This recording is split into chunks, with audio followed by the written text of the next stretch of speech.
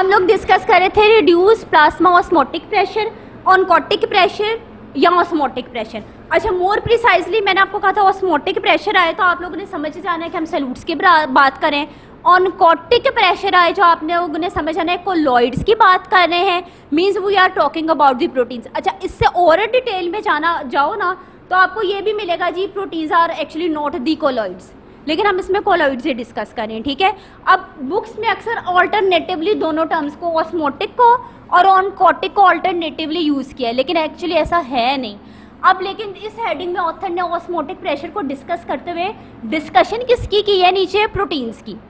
अब इसने क्या जी, आपके जो ब्लड वेसल्स हैं प्लाज्मा, यानी कि ब्लड वेसल की बात करें, आपके इन ब्लड वेसल्स के अंदर बच्चों प्रोटीन का काउंट कम है, प्रोटीन की अमाउंट कम है, तो जिसकी वजह से डेफिनेटली आप एडीमा की तरफ चले जाएंगे। अब ये प्रोटीन कम हुई क्यों? दो रीजंस हैं बच्चों इसकी। फर्स्ट वन इज के आपकी जो प्रोटीन थी वो सिंथेसाइज ही नहीं हो रही थी। सिंथेसाइज कहाँ से नहीं हो रही थी? मेजर कौन सी प्रोटीन की हम बात करते हैं? एल्ब्यूमिन की बात करते हैं। कहाँ से बन रही थी? लिवर से, यानी कि आपके लिवर का डिफेक्ट है। दूसरी बात ये कि इसकी लॉस्ट, इसकी एक्सक्रीशन बॉडी से ज़्यादा हो रही थी। कौन से ऑर्गन से हो रही थी? किडनी से हो रही थी। किडनी ने क्या किया? यूरिन में प्रोटीन को एक्सक्रीट करना शुरू कर दिया। इस टर्म, इसको कैसे, कौन से टर्म से रिप्रेजेंट कर रहे हैं? प्रोटीन, कौन से टर्म हम लोगों ने देखो स्लाइड के अंदर यूज़ की थी इसके लिए? हाइपर एल्ब्यूमिनीमिया, ठीक है। अच्छा, ये दो रीज़न आगे जी, प्रोटीन का काउंट, कंटेंट कम कैसे हुआ? First issue was the synthesis and second issue was the lost हो रही थी। हम जब भी प्रोटीन्स का डिस्कशन करते हैं we majorly talk about the albumin.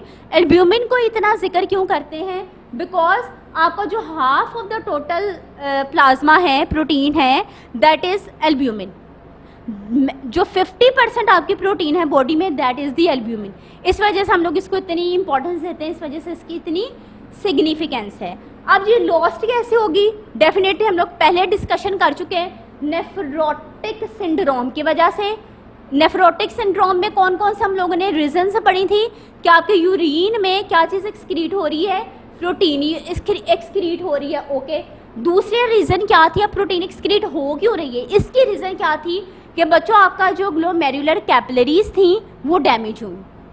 Glomerular capillaries leak हो कर गई। डेफिनेटली जब वो लीक कर गई तो उसमें से एल्ब्यूमिन भी लीक कर गया। जब एल्ब्यूमिन लीक कर गया तो वो यूरिन के अंदर एक्सक्रीट हो गया, ठीक है, जिसने क्या रीज़न आगे डेवलप कर दी, दैट इज़ दी एडीमा, ठीक है। अब आपके रिड्यूस्ड एल्ब्यूमिन सिंथेसिस हुई, किस वजह से हुई? लिवर के डिजीज़ की वजह से हुई। उस लिवर डिजीज़ की एग्जांपल क्या है? That is the cirrhosis. Cirrhosis में आपको पता है स्कारिंग हो जाती है, आपके हेल्दी सेल रिप्लेस हो जाते हैं, किससे? कनेक्टिव टिश्यू से, तभी तो स्कार होगा। जब स्कार्ड आपके पास एक एरिया आ गया तो डेफिनेटली वो एरिया फिर प्रॉपरली वर्क नहीं करेगा, that will be non functional. अच्छा, एक रीज़न ये आ गई कि जी आपको लिवर ही आपके एल्ब्यूमिन नहीं बना रहा। दूसरी बात, आपकी प्रोटीन की इनटेक कम है, आपकी डाइट में आपकी प्रोटीन की इनटेक कम है। अच्छा, एल्ब्यूमिन के बच्चों खाली सोर्स आपके पास आपका लिवर ही नहीं है, आपके डिफरेंट फूड्स हैं जिसके अंदर आपको एल्ब्यूमिन मिलेगा। दैट इज़, देखो first name is beef, second fish, then milk, then chicken and egg, ठीक है। तो आपका अगर आप properly, there is a deficiency of protein आपके न्यूट्रिशन के अंदर, आपके फूड के अंदर that is deficient in protein, तो उसके लिए टर्मिनोलॉजी हम लोग क्या यूज़ करते हैं? दैट इज़ माल न्यूट्रिशन, यानी कि पूरा डाइट है। अगर आपकी प्रोटीन पूरा डाइट है that will also lead you towards the oedema, ठीक है। सो बच्चों, ये अल्टीमेट रीजंस थी जो आपकी बुक के अंदर ऑथर ने मेंशन की हैं प्रोटीन्स से रिलेटेड। अब लास्ट हेडिंग जो आपके ऑथर ने डिस्कस किया, that is the lymphatic obstruction. Lymphatic system ने क्या करना था? आपके टिश्यू स्पेसेस से फ्लूइड को लेकर जाना था। फ्लूइड को हमने थोरेसिक डक्ट डिस्कस की, लिम्फेटिक डक्ट डिस्कस की, ultimately that will enter into the veins. अगर आपके लिम्फेटिक ऑब्स्ट्रक्शन हो जाती है, वहाँ किसी किस्म की कोई ब्लॉकेज आ जाती है, कोई ट्यूमर डेवलप हो जाता है, तो तब भी क्या होगा? अब तो फ्लूइड वहाँ से हम लोग लेके ही नहीं जा सकेगा आपका सिस्टम, तो definitely this will lead you towards the oedema. Okay, यही इसने लिखा जी, लोकलाइज्ड ऑब्स्ट्रक्शन हो गई, आपको पता है फॉर एग्जांपल जी ट्यूमर की वजह से होगी। अच्छा, और भी रीज़न हम लोग डिस्कस करेंगे, कोई सर्जरी करते हैं ना, रिसेक्शन करते हैं, ठीक है, तो किसी ऑर्गन किसी पार्ट को रिमूव करते हैं, that will also be the reason of oedema. अच्छा, लिम्फेटिक सिस्टम के एडिमा को हम कौन सी टर्मिनोलॉजी से रिप्रेजेंट करते हैं? लिम्फेडिमा, ठीक है, दैट इज़ लिम्फेडिमा। अब इसमें आपके ऑथर ने कह दिया जी ऑब्स्ट्रक्शन आप कहाँ पे देखेंगे? इन्फ्लेमेशन की कंडीशन में लिम्फेटिक सिस्टम के ऑब्स्ट्रक्शन देखेंगे। Secondly in the neoplastic condition, means cancer की कंडीशन में, ट्यूमर की कंडीशन में।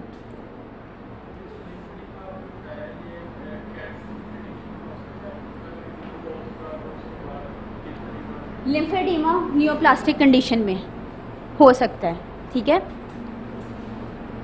अच्छा जी, अब दूसरा और कौन सी कंडीशन में हो सकता है आपके लिम्फेटिक सिस्टम के ऑब्स्ट्रक्शन की वजह से एडिमा? कौन सी कंडीशन में हो सकता है बच्चों?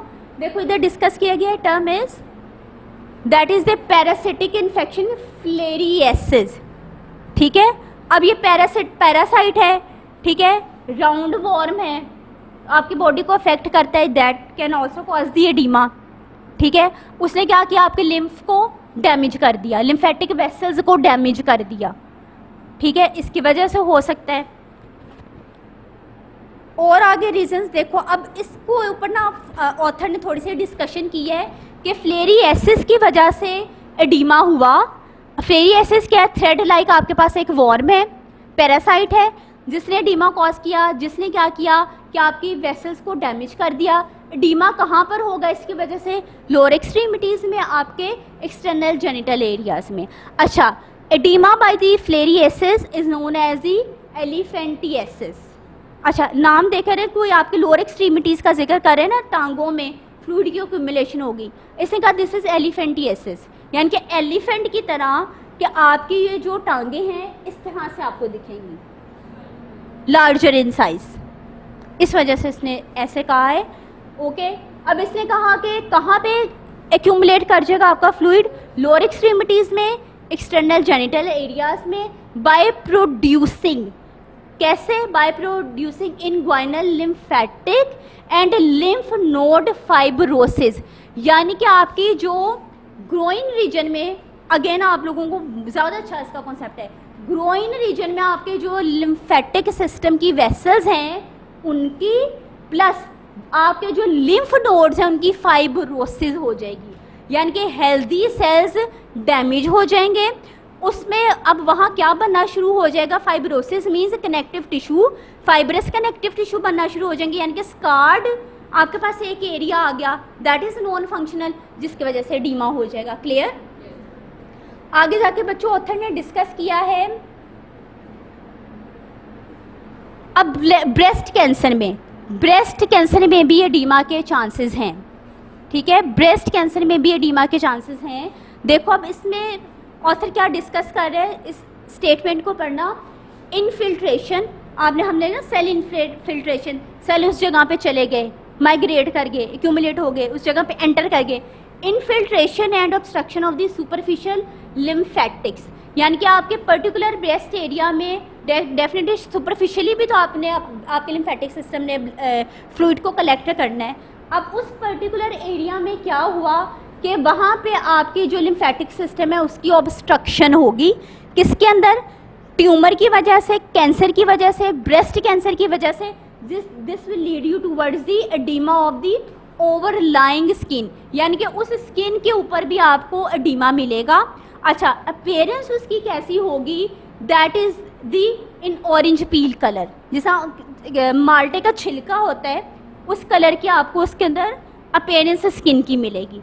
फ्रेंच में देखो, ये याद करने की वैसे ज़रूरत नहीं है, पो रेंज, यानी कि फ्रेंच का वर्ड है, दैट मीन्स के ऑरेंज पील कलर, तो ये आपको याद करने की जरूरत नहीं है। पॉइंट ऑफ डिस्कशन इज कि ब्रेस्ट कैंसर में कैंसर हुआ, इस कैंसर ने क्या किया? आपके उस पर्टिकुलर एरिया के ऊपर आपके लिम्फ वेसल्स की ऑब्स्ट्रक्शन, ब्लॉकेज कर दी। कैसे कर दी? लिम्फेटिक सिस्टम को फाइब्रोसिस कर दी, ठीक है, जिसके वजह से फ्लूइड एक्यूमुलेट होना शुरू हो गया। उस पर्टिकुलर एरिया में बच्चों जो स्किन है that will appear in which colour? Orange peel colour, ठीक है। सो ये चीज़ इसने ऑथर ने डिस्कस की। अब उसने कहा अब आप ट्रीटमेंट की तरफ जाते हैं, डेफिनेटली कैंसर की ट्रीटमेंट की तरफ जाते हैं। समटाइम्स ये जो ट्रीटमेंट है ये भी आपको एडीमा की तरफ ले जाता है, ठीक है। This will also lead you towards the oedema. जगाओ इसे। क्या डिस्कस कर रहे हैं अभी? लास्ट लाइन हम लोगों ने क्या डिस्कस की है?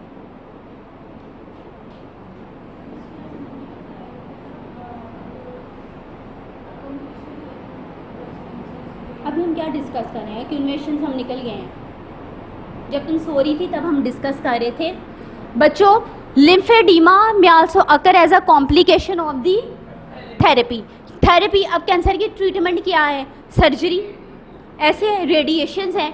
बाज़ दफ़ा बच्चों आपको ये रेडिएशंस, आपको थेरेपी भी can lead you towards the oedema. अब इसमें अंदर ऑथर ने क्या कहा है कि लिम्फेडीमा, अब आप डिफरेंट रिसर्च आर्टिकल्स में we have noticed, research articles में भी आया है कि आफ्टर ट्रीटमेंट रिसेक्शन के बाद, resection mean surgical removal of a particular organ part या सेक्शन, ठीक है। फॉर एग्जांपल हमने लिम्फ नोड रिमूव कर ली, हम लोगों ने कहा अच्छा ये तो ऑब्स्ट्रक्शन आ रही है या कोई प्रॉब्लम आ गया, अच्छा लिम्फ नोड में कैंसर है, ठीक है, ट्यूमर है, इसको रिमूव करो। हमने इट मीन्स रिसेक्शन की, रिमूवल किया, तो उसकी वजह से भी एडीमा हो सकता है, ठीक है। देन रेडिएशंस, देन आप आर्टिकल्स पढ़ोगे, रेडिएशंस में भी क्या होता है कि आप एक तो आपने रिमूवल की, ठीक है, तब भी तो आपका सिस्टम डैमेज हो सकता है ना, आपके सेल्स, आपके वेसल्स डैमेज हो सकते हैं, उसने एडीमा कर दिया। रेडिएशन से जब हम देते हैं तो वो भी आपके सिस्टम को ट्रीटमेंट के दौरान डैमेज करते हैं, तो उसकी वजह से भी एडीमा हो सकते हैं। यानी कि आपने ट्रीटमेंट की, ट्यूमर की, रेडिएशन दी, कैंसर की ट्रीटमेंट की, रेडिएशन दी, उस रेडिएशन का साइड इफेक्ट क्या आया कि उस रेडिएशन ने आपके लिम्फेटिक वेसल को डैमेज कर दिया, फाइब्रोसिस होगी, ऑब्स्ट्रक्शन होगी, इन्फ्लेमेशन होगी।